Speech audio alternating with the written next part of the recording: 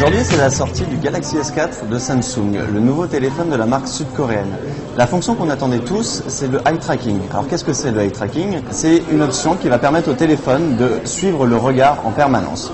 Par exemple, quand on regarde une vidéo, dès qu'on détourne les yeux, la vidéo va se mettre automatiquement en pause. Maintenant, on va voir si ça fonctionne vraiment.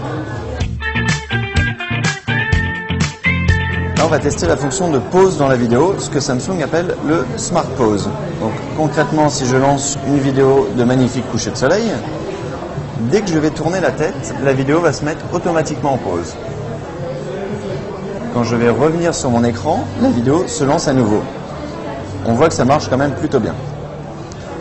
Donc l'autre option, c'est ce que Samsung appelle le Smart Scroll, c'est-à-dire le défilement dans une page web avec les yeux.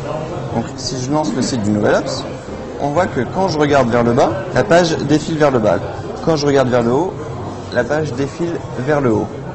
Là, clairement, ça marche pas. La dernière option intéressante, c'est le Air Gesture, c'est-à-dire qu'on peut contrôler son téléphone sans le toucher. Quand on va dans les photos, par exemple, en passant la main au-dessus, on peut les faire défiler une par une, un peu comme avec la Kinect de la Xbox. Et concrètement, comment ça marche? Alors concrètement, comment ça marche? C'est que vous avez des capteurs sur la partie avant du téléphone, donc ici, qui va identifier où se trouve votre regard, va mettre comme 2 points pour identifier où ça se trouve.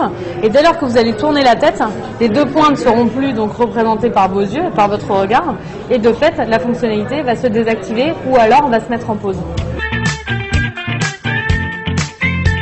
Au final, ces fonctions de eye tracking, ça marche plutôt pas mal, mais bon, pas sûr qu'on s'en serve tous les jours.